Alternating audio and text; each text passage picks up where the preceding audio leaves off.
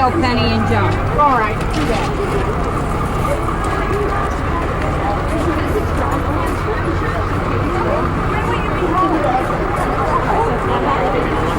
She might go to Cape Cod. But she was supposed to go to but she didn't make it out. Maybe you could ride back on the bus and get some staples. Yeah.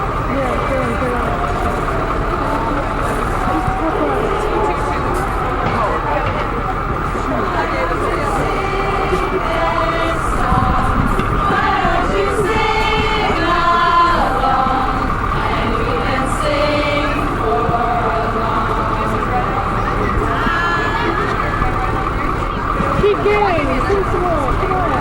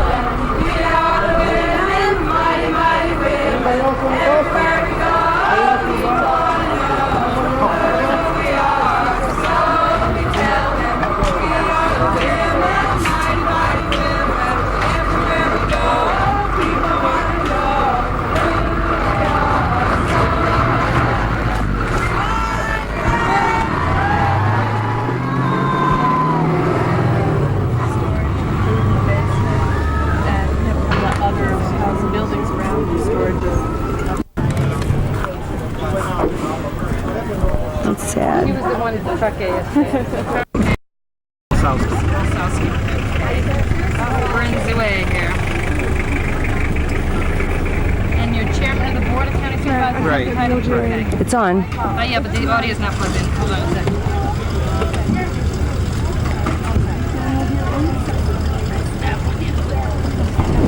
Yep, okay. Make sure it doesn't go into the red, so it maybe needs to be turned around. Olsowski. Right. Mr. wait a minute. Tell me when you're ready to go. Okay. Ready. Mr. Olsowski, what do you think of the dropping of the charges against the women? Well, I guess I'm happy it's over with. Let's put it that way. Whether it was right or wrong, this county has been under a lot of tension the last 5 days. And I was ready last night. I wanted this thing over with. And as it turned out, a mass dismissal, hey, I'm happy about it. I really am. I understand you wrote a letter asking for a mass dismissal, is that correct? Yes. The public safety in this community has been terrible. I mean, we've had confrontations down in Waterloo. We've had confrontations in at the depot in Romulus and Interlaken, and I was just getting tired of all the confrontations. Somebody was going to get hurt, and I couldn't stand it anymore. So I met with several of the board members, and at that point felt that it should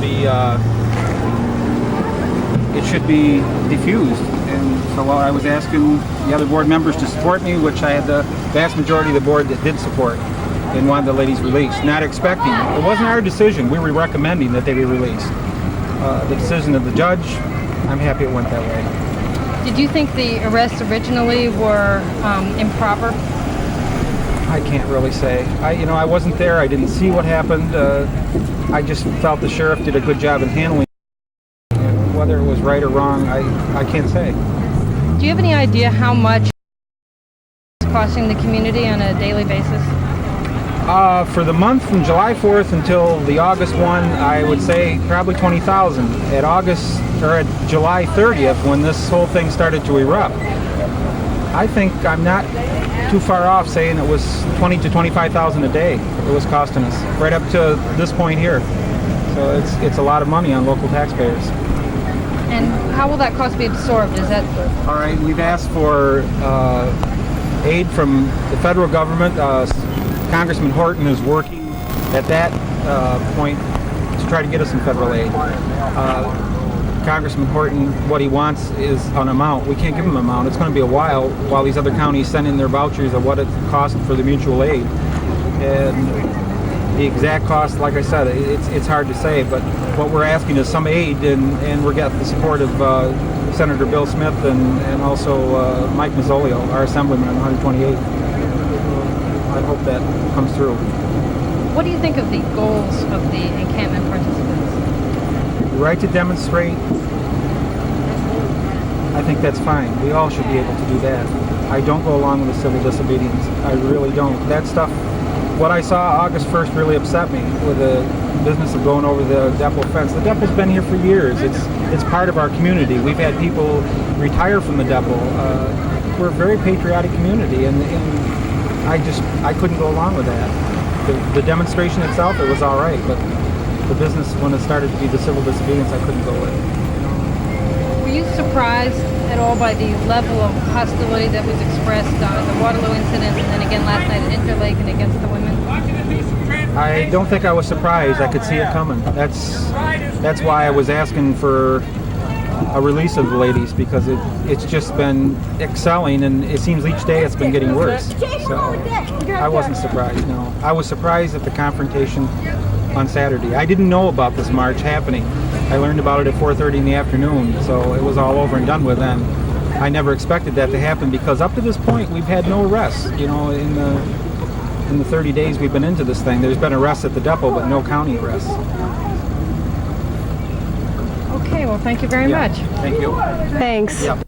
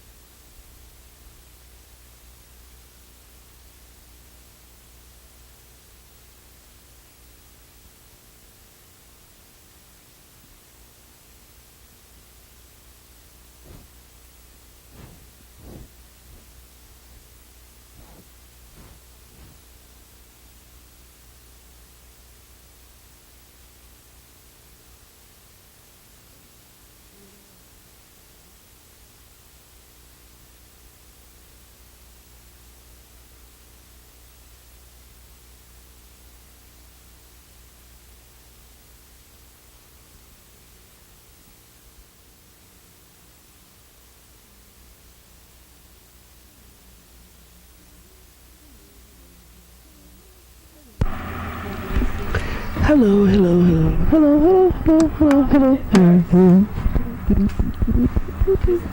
On Monday,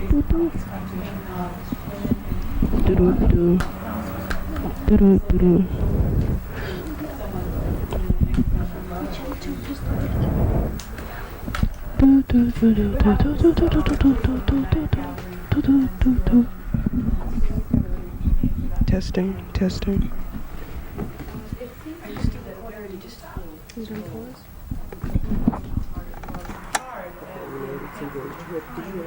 About why women's encampment, and I can speak for myself that that we as women need to learn new skill. We need to learn skills that working in a mixed situation that we don't have the opportunity to learn. That's one thing, and some people say it's just because they like to, and it's very hard. And it's one of the hardest parts about a women's encampment is press. You can imagine what press felt like, being told they couldn't come onto the encampment, because press can get just about anywhere they want to. But all the press releases, all the information going to press said, women's press, send your women's team. It wasn't ever that they arrived and they didn't know it, but we said from the beginning, maybe not from the beginning, but early on, women's team. And one of the national networks refused to attend July 4th, to give any coverage of July 4th, because they said we were segregationalists, and yeah, discrimination against men was as bad as discrimination against blacks. So, but they did attend August 1st because that was open action. But that's been hard, but it's good, and it's wonderful to talk to women press who said, I would never have been able to cover this. There's a good reason.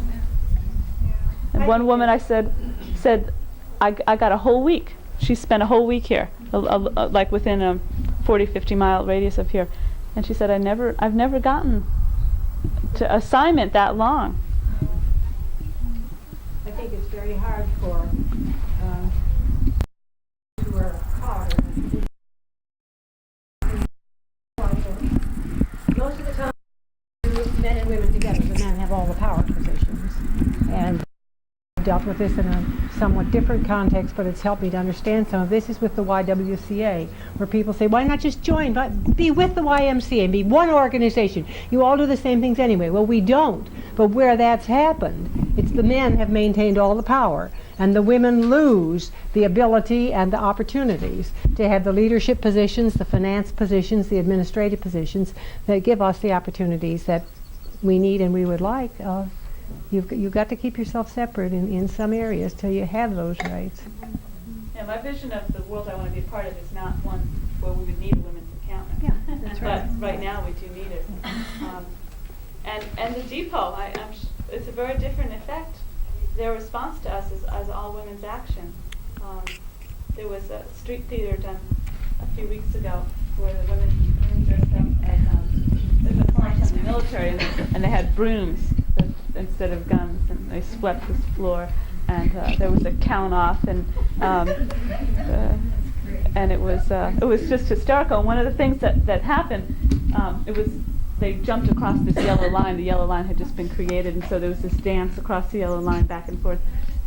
And at one point, we went to the main gate, but there weren't very many military police there. But then by the time we got to the troop gate, all the MPs had come out, and they all came out in their trucks because it took them a little while to get organized. So we were real excited because they were down at the truck gate, and we waited for them to come from the truck gate up to the troop gate, because the whole point of this skit was to interact with the MPs, and only maybe 4 or 5 of them came to the yellow line to actually see us. The rest were behind the gate, quite a distance from where we were. But one of the lines in this skit was, "We're going to push you into peace," and another line in it was, "We love you." And you can imagine, I just don't know quite how that happened and how that worked, but I know it was very, very powerful as a women's action. It was exciting reading to see the people on the other side of the gate helping the women down with smiles on their faces. It was sort of like if the whole was not really there. And I don't know, that was a nice visual image that came out in the roster paper. Super fun.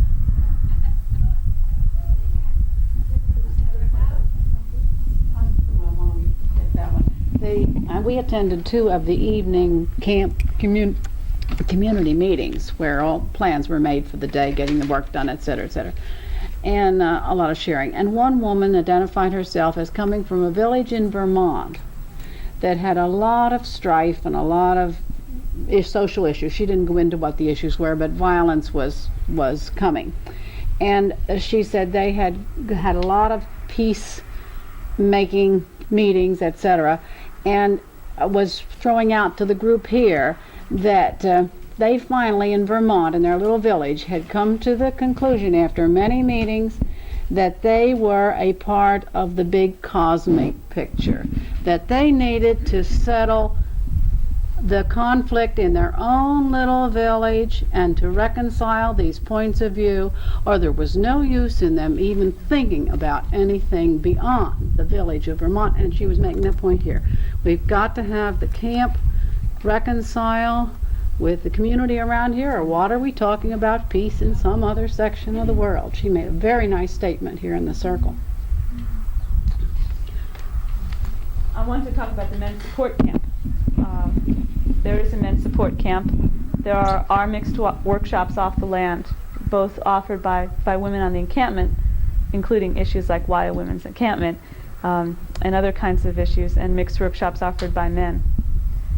And the men's support camp has been doing childcare. On the August 1st weekend, did childcare, provided food, helped with parking and directing of traffic. And there was, I know at least in Syracuse and in Ithaca, there was a forum on why a women's encampment for men to talk about why this is necessary. Is the men's supporting encampment in this geographical area? Yeah, it's in Interlochen. No, it's in Lodi. And it's only on the weekends, but it's a space that's made of. When you're ready. All right. I'm ready. Okay. Shoot. First of all, could you tell me your name and where you're from? My name is Karen Brown, and I came to the camp from New York City. And you're Jane Doe number what? I'm Jane Doe number 7. Jane Doe number 7. How did you feel when you were confronted by the townspeople on Saturday in Waterloo?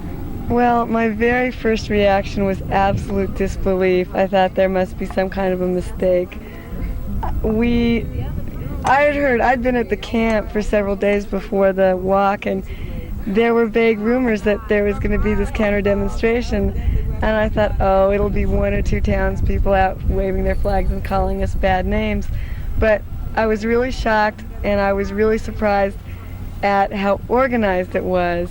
I mean, that really surprised me, and so my first reaction was shock. My second reaction was absolute terror. You know, when I saw the police were holding off these men who were just trying to claw through, and it was just absolutely terrifying. Was it your initial instinct to sit down on the spot like so many of the women did? Pretty much. I thought that we should sit down and figure out what we were going to do, what we wanted to do as a group. Did that diffuse the situation at all to sit down? It seemed to, because the townspeople realized that we were not going anywhere for a while, so that we had stopped our forward motion, and they felt less threatened by that. And a lot of women started conversations with people on the side, and that seemed to diffuse a lot of the energy too. So how did you feel when the police finally moved in and arrested you? Well, first of all, I was really angry that they could even say that they did not have enough police to protect us, and that's why we were supposed to leave. That's why we were going to be denied our right to finish this walk. And of course, when it came time to arresting us, they found all kinds of police, you know, came out of the woodwork to be able to arrest us. And I realized that they were going to arrest us, but I had no idea that they were going to hold us. I really thought they were going to release us right away. What were the conditions like in the Interlaken Junior High School, which was a makeshift prison? It was okay. They did their best to feed us what we asked to be fed. We were in one big room. We slept on cots. We had blankets and pillows. I mean, we were fairly comfortable. The only things we were deprived of that we really needed were recreation and a few other things, but really the conditions were very humane. And what was the spirit like among all the Jane Does? The spirit among the Jane Does was transcendent. We really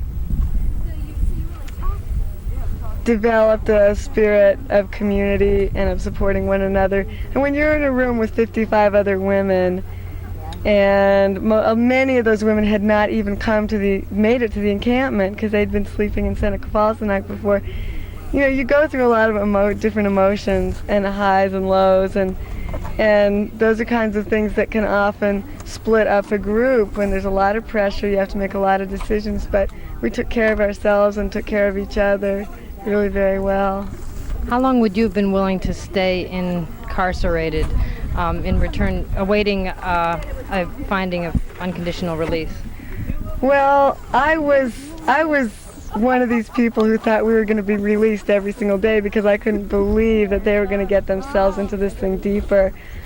I was definitely willing to be until Wednesday. On Wednesday, I mean, I was really not willing to sit in jail anymore. I would have done it in solidarity, but I think that we might have found another way to handle it. I don't know what. And what was your feeling when the judge finally ruled that you should be released unconditionally and your fingerprints given back to you? I was ecstatic. I mean, that was really, I felt it was really a victory, and it was really, it was like working for something and really getting it. I mean, we had not compromised, and we didn't compromise because it was obvious to us what was right, and we also knew that it was obvious to them. We knew that. And so the feeling was, one, really jubilant, but also real anger that they had dared to keep us for 5 days in jail when they also knew that they were going to have to dismiss those charges and they were going to have to give us back our prints and pictures. Okay, one last question. If you were to do it again, is there anything you would do differently, or would you do it all the same? I'd absolutely do it all the same. Thanks very much. Yay! You should let it roll for a little bit after the end. Okay. Okay. Just Say something smart to the camera, Laura. nothing to say.